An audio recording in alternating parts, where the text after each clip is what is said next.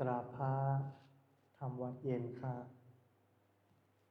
ทั้งหมดกราบพระพร้อมกันครับกราบกราบกราบกราบบารมีธรรมพ่อแม่ครูบาอาจารย์ครับทั้งหมดกล่าวคำบูชาพระรัตนตรัยพร้อมกันครับอิมินาสการเรนะพุทธังอภิปูช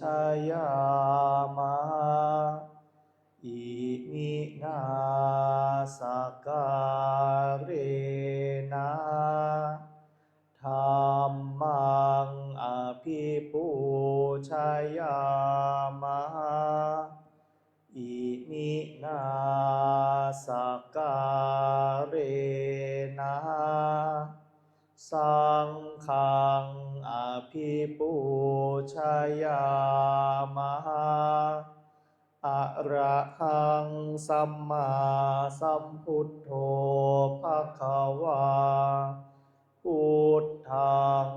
ภวันตังอภิวาเทมิสวากขาโตภควตาธัมโมธัมมังนามัสสามิสุปฏิปันโนภควโตสาวกสังโฆสังฆังนะมามิเปิดหนังสือไปหน้าที่4ครับ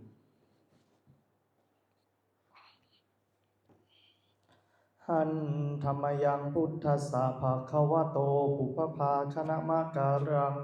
กะโรมาเซนะ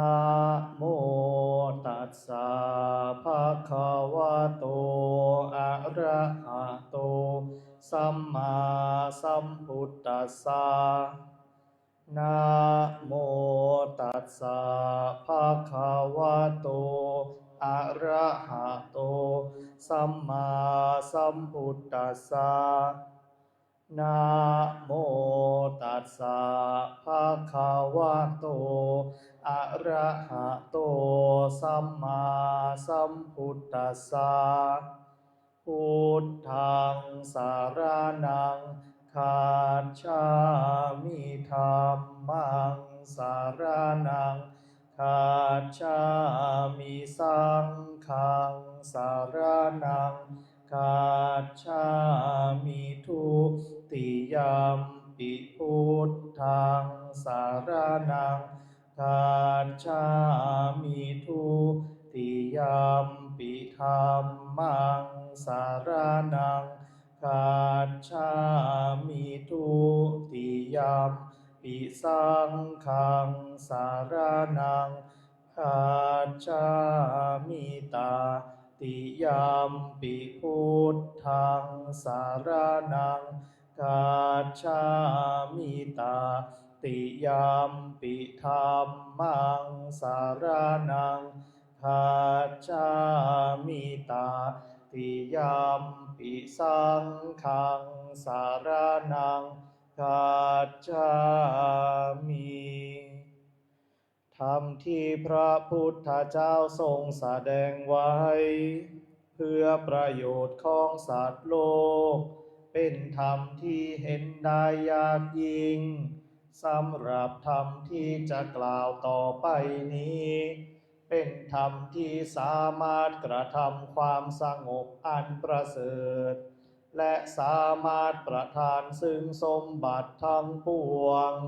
เป็นเครื่องสงบเหตุร้ายทั้งปวงเป็นเครื่องป้องกันอมนุษย์และยักษ์เป็นเครื่องระงับความตายก่อนกำหนดเวลาเป็นเครื่องขจัดความเศร้าโศกและโรค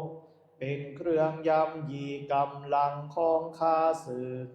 เป็นเครื่องจำเริญชัยชนะแด่พระราชาเป็นเครื่องนำสิ่งที่ไม่น่าปรารถนาทั้งปวงออกไปเป็นธรรมอันประเสริฐข้าพระเจ้าจากแสดงคุณธรรมเช่นนั้นตามสภาพที่เป็นจริงณที่ใดมีผู้กล่าวว่าจะสรรเสริญพระคุณอันประเสริฐของพระรัตนตรัยด้วยจิตที่เลื่อมใสณที่นั้นความสุขความสบายและความสวัสดีย่อมมีแก่ผู้นั้นตลอดกาลทุกเมื่อเปิดหนังสือไปหน้าที่8ครับหันธรรมยังปฏิจจสมุปาทธรรมเมสุอิทัปปัจจยตาที่ธรรมปทังพนามาเสอิทัภิกขเวอริยสาวโกปฏิจจสมุปาทันเยวะสาธุกังโยนิโสมนสิกโรติภิกษุทั้งหลายอริยสาวกในธรรมวินัยนี้ย่อมกระทำไว้ในใจโดยแยบคายเป็นอย่างดี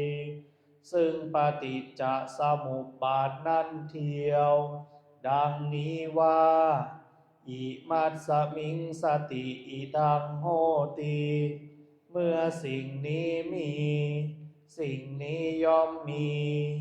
อิมัสสุปาทาอิทังอุปัชฌาติเพราะความเกิดขึ้นแห่งสิ่งนี้สิ่งนี้จึงเกิดขึ้นอิมัสสมิงอสติอิทังนะโหติเมื่อสิ่งนี้ไม่มีสิ่งนี้ย่อมไม่มีอิมัสสะนิโรธาอิทังนิรุชฌาติเพราะความดับไปแห่งสิ่งนี้สิ่งนี้จึงดับไปยะทิทังได้แก่สิ่งเหล่านี้คืออวิชชาปัจจยาสังขาราเพราะมีอวิชชาเป็นปัจจัยจึงมีสังขารทั้งหลายสังขาราปัจจยาวิญญาณังเพราะมีสังขารเป็นปัจจัยจึงมีวิญญาณวิญญาณปัจจยานามรูปังเพราะมีวิญญาณเป็นปัจจัยจึงมีนามรูป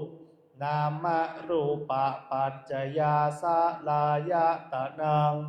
เพราะมีนามรูปเป็นปัจจัยจึงมีสลายตนะ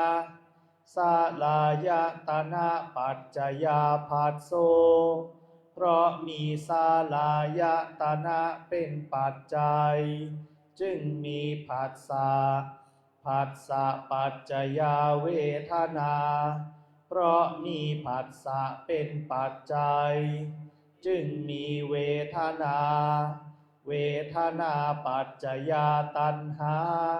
เพราะมีเวทนาเป็นปัจจัยจึงมีตัณหาตัณหาปัจจยาอุปาทานังเพราะมีตัณหาเป็นปัจจัยจึงมีอุปาทานอุปาทานะปัจจยาภโวเพราะมีอุปาทานเป็นปัจจัยจึงมีภพภวะปัจจยาชาติเพราะมีภพเป็นปัจจัยจึงมีชาติชาติปัจจยาชรามรณังโสกปริเทวทุกขโทมนัสสุปายาสาสัมภวันติ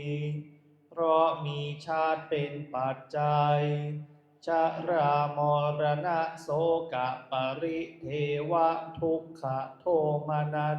อุปายาสาทางหลายจึงเกิดขึ้นครบถ้วนเอ เอวะเมตัสสะเกวลัสสะทุกขขันธัสสะสมุทัยโยโหติความเกิดขึ้นพร้อมแห่งกองทุกข์ทั้งสิ้นนี้ย่อมมีด้วยอาการอย่างนี้อวิชชายตเววะอะเสสะวิราคะนิโรธาสังขาระนิโรโธเพราะความจางคลายดับไปโดยไม่เหลือแห่งอวิชชานั้นเทียวจึงมีความดับแห่งสังขารสังขาระนิโรธาวิญญาณนิโรโธเพราะมีความดับแห่งสังขารจึงมีความดับแห่งวิญญาณวิญญาณนิโรธานามรูปะนิโรโธเพราะมีความดับแห่งวิญญาณจึงมีความดับแห่งนามรูปนามรูปะนิโรธาสลายตนะนิโรโธเพราะมีความดับแห่งนามรูปจึงมีความดับแห่งสลายตนะสลายตนะนิโรธาผัสสะนิโรโธเพราะมีความดับแห่งสลายตนะจึงมีความดับแห่งผัสสะผัสสะนิโรธาเวทนานิโรโธเพราะมีความดับแห่งความดับแห่งเวทนาเวทนานิโรธาตัณหานิโรโธเพราะมีความดับแห่งเวทนาจึงมีความดับแห่งตัณหา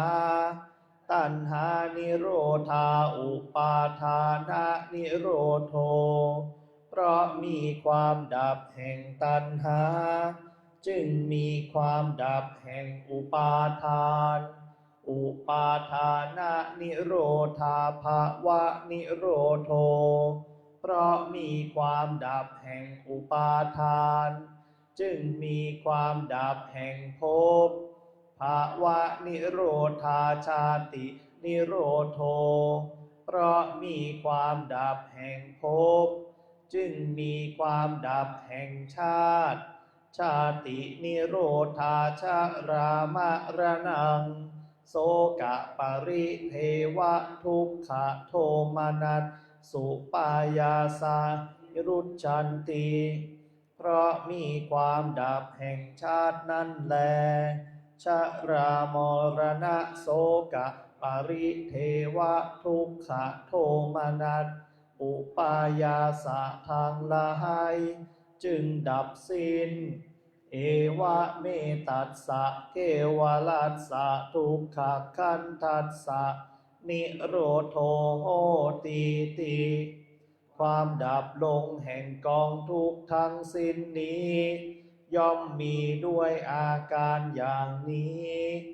ดังนี้เปิดหนังสือไปที่หน้า37ครับหน้า37หันธรรมยังมหาสติปัฏฐานธรรมปทังพนามาเสข้าพระเจ้าได้สดับมาอย่างนี้สมัยหนึ่งพระผู้มีพระภาคประทับอยู่ในกุรุชนบทมีนิคมของชาวกุรุชื่อว่ากัมมาสธรรมะณที่นั้นพระผู้มีพระภาคตรัสเรียกภิกษุทั้งหลายว่าดูกระภิกษุทั้งหลายภิกษุเหล่านั้นทูลรับพระผู้มีพระภาคว่าพระพุทธเจ้าข้าพระผู้มีพระภาคได้ตรัสพระพุทธภาษิตนี้ว่าดูกระภิกษุทั้งหลายหนทางนี้เป็นที่ไปอันเอกเพื่อความบริสุทธิ์ของเหล่าสัตว์เพื่อล่วงความโศกและปริเทวะ เพื่อความดับสูญแห่งทุกข์และโทมนัสเพื่อบรรลุธรรมที่ถูกต้องเพื่อทำให้แจ้งซึ่งพระนิพพานหนทางนี้คือสติปัฏฐานสี่ประการสี่ประการเป็นไฉนดูการะภิกษุทั้งหลายภิกษุในธรรมวินัยนี้พิจารณาเห็นกายในกายอยู่มีความเพียรมีสัมปชัญญะมีสติกำจัดอภิชฌาและโทมนัสในโลกเสียได้หนึ่งพิจารณาเห็นเวทนาในเวทนาอยู่มีความเพียรมีสัมปชัญญะมีสติกำจัดอภิชฌาและโทมนัสในโลกเสียได้หนึ่งพิจารณาเห็นจิตในจิตอยู่มีความเพียรมีสัมปชัญญะมีสติกำจัดอภิชฌาและโทมนัสในโลกเสียได้หนึ่งพิจารณาเห็นธรรมในธรรมอยู่มีความเพียรมีสัมปชัญญะมีสติกำจัดอภิชฌาและโทมนัสในโลกเสียได้หนึ่งดูกระภิกษุทั้งหลายภิกษุพิจารณาเห็นกายในกายอยู่อย่างไรเล่าภิกษุในธรรมวินัยนี้ไปสู่ป่าก็ดีไปสู่โคนไม้ก็ดีไปสู่เรือนว่างก็ดีนั่งคูบัลลังก์ตั้งกายตรงดำรงสติไว้เฉพาะหน้าเธอมีสติหายใจออกมีสติหายใจเข้าเมื่อหายใจออกยาว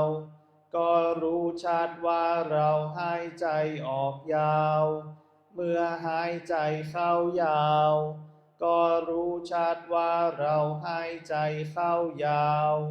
เมื่อหายใจออกสั้นก็รู้ชัดว่าเราหายใจออกสั้นเมื่อหายใจเข้าสั้นก็รู้ชัดว่าเราหายใจเข้าสั้นย่อมสำเนียกว่าเราจะเป็นผู้กำหนดรู้ตลอดกองลมหายใจทั้งปวงหายใจออกย่อมสำเนียกว่าเราจะเป็นผู้กำหนดรู้ตลอดกองลมหายใจทั้งปวงหายใจเข้าย่อมสำเนียกว่าเราจะระงับกายสังขารหายใจออกย่อมสำเนียกว่า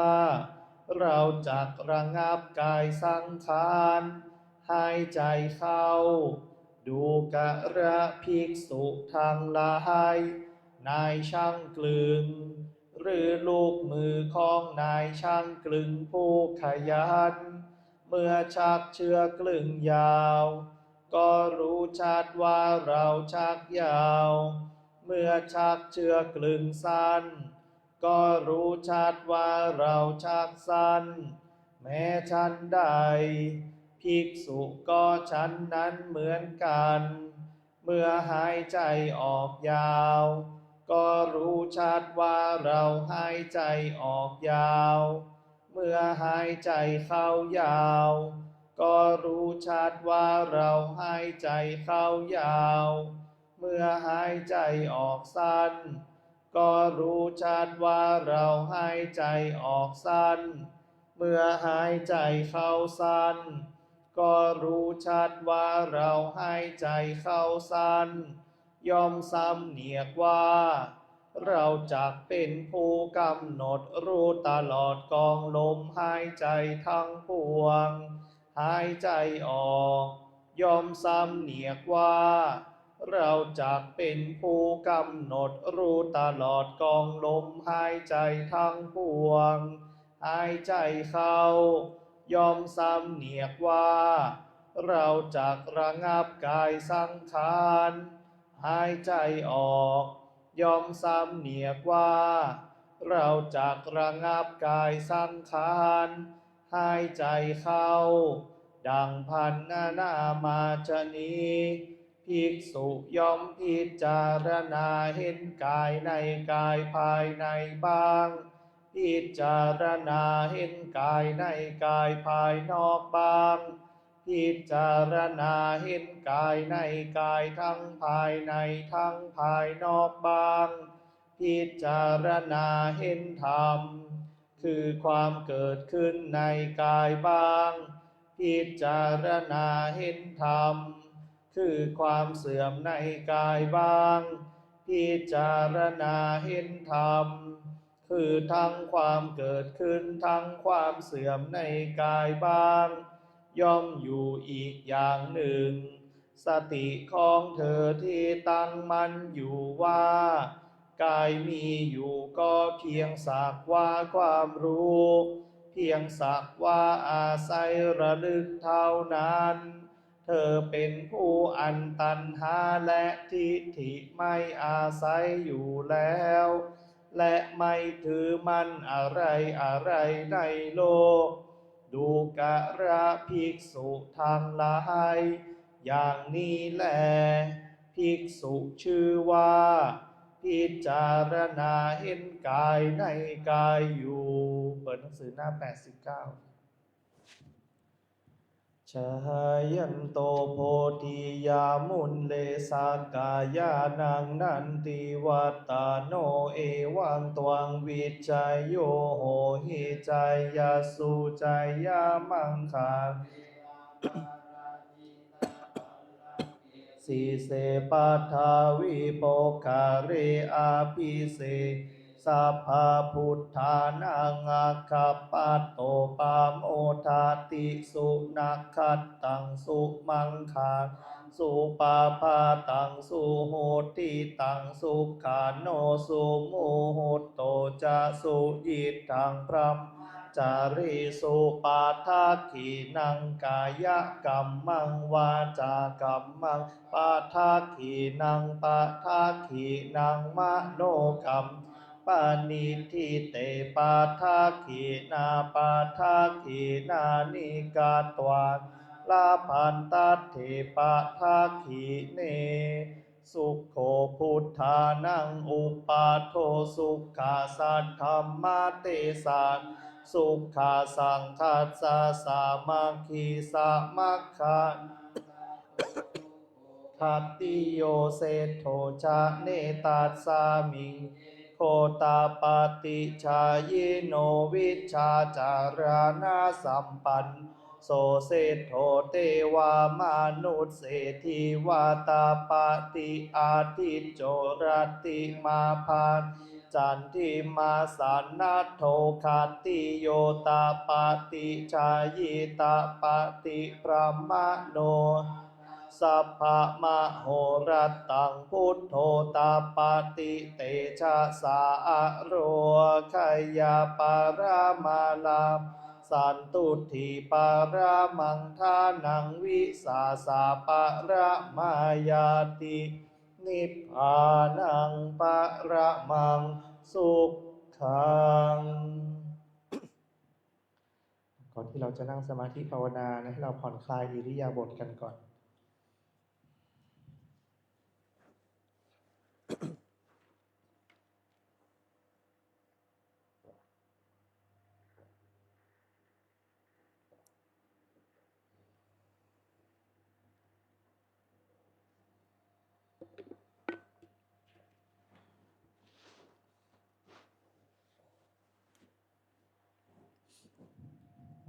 จากนั้นให้เราตั้งอธิษฐานกรรมฐานพร้อมกันครับข้าพเจ้าขอตั้งจิตอธิษฐานว่าข้าพเจ้าจะมีสติระลึกรู้ตัวพิจารณาร่างกายในขณะหายใจเข้าและหายใจออกหายใจสั้น และหายใจยาวจะเป็นผู้มีความเพียรเครื่องเผากิเลสจะรู้เท่าทันความพอใจและความไม่พอใจจะไม่ทำตามความอยากจะไม่หลงในความสุขจะไม่ผลักไสความทุกข์ตลอดการนั่งสมาธิในครั้งนี้อิมังกัมมัฏฐานังอธิษฐามิอิมังภาวนานังอธิษฐามิ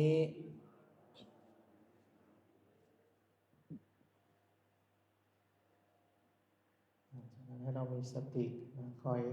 ระลึกคอยรู้ตัวอยู่ในอิริยาบถใดก็ตามก็คอยระลึกคอยรู้ตัวระลึกรู้ที่กายที่ใจ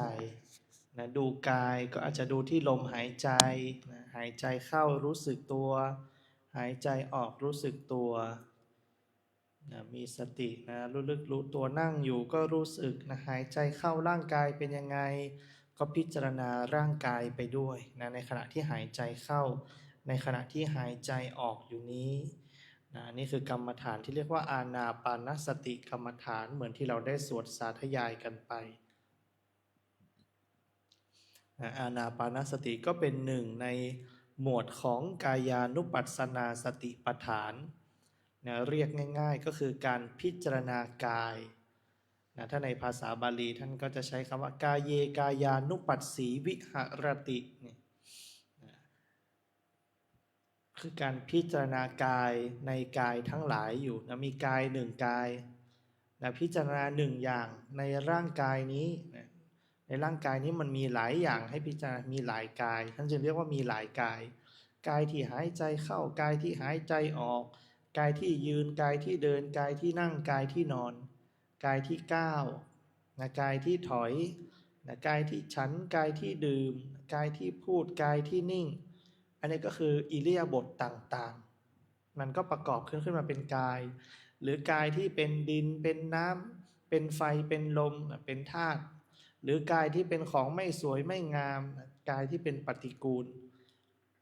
อันนี้ก็คือการพิจารณาในหลากหลายรูปแบบของกายฉะนั้นท่านถึงใช้คำว่ากายทั้งหลาย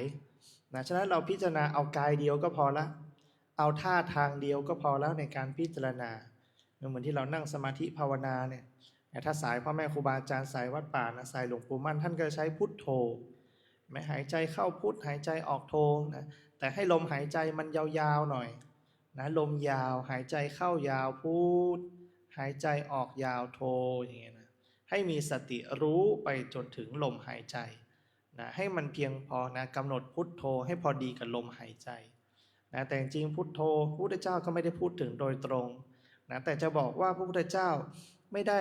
ให้คำบริกรรมก็ไม่ถูกซะทีเดียวก็ไม่ถูกซะทีเดียวเพราะมีคำบริกรรมหนึ่งที่พระพุทธเจ้าให้ก็คือระโชหารนังระโชหารนังระชังหารติอย่างเงี้ยเป็นผ้าเปื้อนฝุ่นเอาไว้เช็ดฝุ่นให้กับภิกษุรูปหนึ่งซึ่งท่านเนี่ยเป็นคนที่เจริญปัญญาได้ยากเป็นคนที่เจริญปัญญาได้ยากในพระไตรปิฎกท่านใช้คำว่าเป็นคนมีปัญญาทึบหน่อยแต่มีความตั้งใจพระพุทธเจ้าจึงเอาเธอจงเอาผ้าผืนหนึ่งไปแล้วพิจารณามันสิแล้วก็บริกรรมไปด้วยถูไปด้วยเอาผ้าเนี่ยถูกับมือไปด้วยผ้าเปื้อนฝุ่นเอาไว้เช็ดฝุ่นผ้าเปื้อนฝุ่นเอาไว้เช็ดฝุ่นอย่างเงี้ยท่านนั้นก็พิจารณาไปด้วยผ้าก็ถูมือไปเรื่อยๆจนมีสติจนมีสมาธิตั้งมั่นอยู่กับการถูนั่นแหละตั้งมั่นอยู่กับคำที่ระลึกรู้อยู่จนเห็นสภาพของผ้าที่มันเปลี่ยนแปลงเนี่ยเห็นอนิจจังละโอ้ยผ้าที่มันเคยขาวสะอาดบัดนี้เป็นเปื้อนด้วยปฏิกูลที่เกิดจากกายแล้วเห็นไหมนั่นแหละคือความเป็นอนิจจังที่มันเกิดขึ้นอ้าวกายเรานี่เองนี่เห็นไหมถูกับมือแท้ๆแสดงว่ามือเรานี่ก็สกปรกเป็นของปฏิกูลใช่อีกเห็นไหมท่านก็พิจารณาในหมวดกายานุปัสสนาสติปัฏฐานจนเห็นความเป็นจริงเห็นความเป็นอนิจจังก็หลุดพ้นด้วยความเห็นที่ว่าเป็นอนิจจังนั่นแหละหรือเรียกว่าอนิมิตตวิโมกข์หลุดพ้นด้วยอาการของความไม่เที่ยงนั่นเอง นี่ก็เป็นที่มาเห็นไหมฉะนั้นจะบอกว่าพระพุทธเจ้าไม่ได้สอนบริกรรมเลยก็ไม่ถูกซะทีเดียวเห็นไหมในพระไตรปิฎกก็มีอยู่นะทีนี้เรามาพูดถึงในบทของมหาสติปัฏฐานนี่มหาสติปัฏฐานนี้เรียกได้ว่าเป็นปุพพภาคมรรคหรือมรรคองค์เล็กนะมรรคเล็กๆมรรคอย่างหนึ่งนะเป็นมรรคเล็กเขาเรียกว่ามรรคเล็กก็คืออะไรเป็นแนวทางในการปฏิบัติเป็นการเริ่มปฏิบัตินะเป็นองค์มรรคที่ไว้สำหรับการเริ่มต้นนั่นก็คือมีฐานคือมีสตินะมีสติปัฏฐานเห็นไหมมหาสติด้วยนะในบทนี้จะกล่าวถึงว่าเป็นมหาสติก็คือสติอันยิ่งนะสติอันยิ่งก็มหาก็ยิ่งใหญ่นะมีสติอันยิ่งอยู่กับฐานใดฐานหนึ่งพระพุทธเจ้าก็บัญญัติไว้ตั้ง4ฐานก็คือฐานกายฐานเวทนาหรืออารมณ์นี่แหละฐานจิตหรือตัวรับรู้อารมณ์หรือฐานธรรมคือสภาพตามความเป็นจริงทีนี้เราก็ดูเนี่ยในบทมหาสติปัฏฐานท่านก็พูดถึงความเพียรนะอาตาปีสัมปชาโนสติมานี่อาตาปีมาจากอาตาปะจริงๆก็แปลว่าวิริยะนั่นแหละก็คือปีความเพียรในความเพียรนี่แหละเพียรระลึกเพียรรู้ตัวนี่แหละย่อมเป็นอาการที่เผาผลาญกิเลสสัมปชาโนคือนะประกอบด้วยญาณคือสัมปชัญญะสติมาคือประกอบด้วยสติที่ใช้กำหนดในฐานนั้นสติคือความระลึกรู้เห็นไหมระลึกรู้ในฐานนั้นนั่นแหละในขณะที่เรารู้อยู่ฐานใดฐานหนึ่งนั้นมันจึงเกิดอาการของความเพียรขึ้นจึงเกิดอาการของความเพียรเครื่องเผากิเลสขึ้นเพราะอะไรไม่สนใจแล้วไม่ตอบสนองต่อกิเลสตัณหาไม่ตอบสนองต่อความทะยานอยากไม่ตอบสนองต่อราคะไม่ตอบสนองต่อโทสะไม่ตอบสนองต่อโมหะเพราะมีปกติพิจารณาอยู่ในฐานอยู่ในกายอยู่ในเวทนาอยู่ในจิตอยู่ในธรรมพิจารณาอยู่ที่ฐานเท่านั้นนะสิ่งอื่นนอกเหนือจากฐานจึงไม่พิจารณาละไม่ตั้งอยู่แล้วนะสติคือความระลึกได้ว่าเนี่ยเราจะอยู่ที่ฐานอยู่ที่ลมหายใจนะไม่เหมือนพ่อแม่ครูบาอาจารย์ท่านก็จะสอนให้ดูลมหายใจมันหลุดจากลมหายใจไปให้รู้นะพอรู้แล้วเดี๋ยวมันจะกลับมาที่ฐานคือที่ลมหายใจเองแล้วถ้าเรามีสติพิจารณาตามเนี่ยเราจะเห็นเลยว่าเมื่อไหร่ก็ตามที่เรารู้ว่ามันไม่ใช่ลมหายใจละนะจิตมันจะกลับมาที่ลมหายใจนะแต่จริงๆไม่ใช่เป็นอาการที่เราดึงมันกลับมานะมันกลับมาที่ฐานของมันเองนะมันกลับมาที่ฐานของมันเองเมื่อมันมีวิตกวิจารอันนี้คือมีวิตกวิจารและมีความตรึกตรองแล้วตรึกตรองว่าอะไรอันนี้ไม่ใช่ฐานนี่ไม่ใช่ลมหายใจที่เราตั้งไว้ตั้งแต่ต้นนี่อันนี้มันคือความคิดละนะอันนี้ไม่ใช่ลมหายใจนี่นะอันนี้มันคือเวทนาอันนี้มันคือการสัมผัสจับต้องละอย่างเช่นแมลงไต่รู้สึกถึงแมลงไต่หรือบางครั้งรู้สึกถึงความอึดอัดทางกายขามันเริ่มปวดไม่เมื่อยแล้วเนี่ยเวทนามันเข้ามาละไม่ใช่ลมหายใจแล้วถ้าความมีสติมันจะทำให้เกิดความระลึกได้ในขณะที่รู้ตัวอยู่แล้วเมื่อมีสติสมาธิย่อมเกิดความตั้งมั่นย่อมเกิดนะพอตั้งมั่นฐานนี้ไม่ใช่มันจึงกลับมาที่ฐานด้วยตัวของมันเองนี่แหละคืออาการวิตกวิจารนะวิตกวิจารวิตกก็คือรู้ลมหายใจนะตรึกอยู่มีความรู้ลมหายใจวิจารก็คือลมหายใจนี้มีลักษณะสั้นมีลักษณะยาวอันนั้นคือวิจารมีวิตกวิจารที่ลมหายใจนะมันก็จะต้องชักเขย่อกันกับกิเลสตัณหานี่แหละชักเขย่อกันกับอายตนะนะชักเขย่อกันกับอายตนะคือเราจะรู้ฐานที่ลมหายใจละหนึ่งอย่างแต่ในขณะที่รู้อยู่กับลมหายใจนั้นบางครั้งมันก็ไปสนใจรูปเสียงกลิ่นรสการสัมผัสจับต้องหรือแม้กระทั่งอารมณ์ที่เกิดขึ้นในใจอย่างเช่นความนึกคิดปรุงแต่งนะคิดไว้ในอดีตคิดในอนาคตเห็นไหมคิดไปในอดีตคิดไปในอนาคตฟุ้งซ่านอยู่นาวาวุ่นฟุ้งซ่านอยู่นะแต่เมื่อเรามีวิตกวิจารมันก็จะกลับมาที่ฐานนี่แหละนะมันก็จะกลับมาตั้งต้นที่ฐานนะพอมันชักเขย่อกันไปนานเข้าสักพักหนึ่งสักระยะหนึ่งอันนี้แล้วแต่บุคคลนะแล้วแต่บุคคลก็อาจจะเกิดสภาวะที่ความสงบเกิดขึ้นความตั้งมั่นเกิดขึ้นเพราะมีจิตจดจ่ออยู่กับฐานนั้นนะจิตจดจ่ออยู่กับฐานนั้นจนเกิดความสงบเกิดความตั้งมั่นเกิดสมาธิขึ้นมาได้นะเริ่มเป็นสมาธิที่มีคุณภาพขึ้นมาแล้วนะอาจจะเป็นเริ่มเป็นขั้นนิกะแล้วนะเป็นอุปจารสมาธิอัปปนาสมาธิแล้วนะเป็นลำดับไป นะพอตั้งมั่นอยู่กับกายเนี่ยรู้อยู่กับกายเรื่อยๆรู้เรื่อยๆอะไรไม่ใช่กายรู้ทันมันกลับมาอยู่ที่กายก็รู้ทันนะรู้ทั้งลมหายใจรู้ทั้งความคิดนะรู้ทั้งภายในรู้ทั้งภายนอกอะไรเกิดขึ้นก็รู้ตามความเป็นจริงอย่างนั้นเราจะเห็นความเป็นอนิจจังเลยเห็นความเป็นอนัตตาเลยนะมันไม่เที่ยงนะจิตมันไม่เที่ยงตัวรู้นี่แหละมันไม่เที่ยงเปลี่ยนแปลงตลอดเวลาตัวรู้นี่แหละมันเป็นอนัตตามันไม่ใช่ตัวตนมันควบคุมไม่ได้มันบังคับให้มันอยู่ก็ไม่ได้บังคับให้มันไปก็ไม่ได้นะมันจะอยู่จะไปมันขึ้นอยู่กับเหตุปัจจัยอื่นๆเข้ามาเกี่ยวข้องนะนี่คือการพิจารณาในรูปแบบนะพิจารณาในรูปแบบฉะนั้นในช่วงนี้นะให้เรามีสติคอยระลึกคอยรู้ตัวรู้เท่าทันลมหายใจในขณะเข้ารู้เท่าทันลมหายใจในขณะออกทำความรู้สึกกายนะรู้ที่กายในขณะหายใจเข้าพิจารณาร่างกายสินะในขณะหายใจเข้าร่างกายเป็นยังไงในขณะหายใจออกร่างกายเป็นยังไงลักษณะของลมหายใจเข้ายาวหายใจออกยาวหายใจเข้าสั้นหายใจออกสั้นส่งผลอะไรต่อกายเราบ้างนะเมื่อกายแล้วนะเรียนรู้จากกายแล้วลองไปดูเวทนาสินะดูความพอใจดูความสุขดูความทุกข์ดูความรู้สึกเฉยๆที่มันเกิดขึ้นสิเห็นไหมบางครั้งเราพอใจมันอยู่กับลมหายใจมันไม่หลุดไปคิดเราก็เริ่มมีความสุขละเริ่มยินดีพอใจนี่ก็คืออุปทานที่มันเริ่มเกิดขึ้นละแสดงว่าจิตก็มีอุปทานจิตมีราคะโทสะโมหะอยู่ให้เรารู้นะอย่าปฏิเสธมันอย่าปฏิเสธความเป็นจริงที่มันเกิดอย่าปฏิเสธความเป็นตัวตนของมันอย่าปฏิเสธความมีความเป็นของมันนะให้เรารู้ตามความเป็นจริงที่มันเกิดขึ้นเฉพาะหน้านี่แหละในช่วงเวลานี้จะให้เราได้เจริญสมาธิภาวนาให้พอสมควรแก่เวลา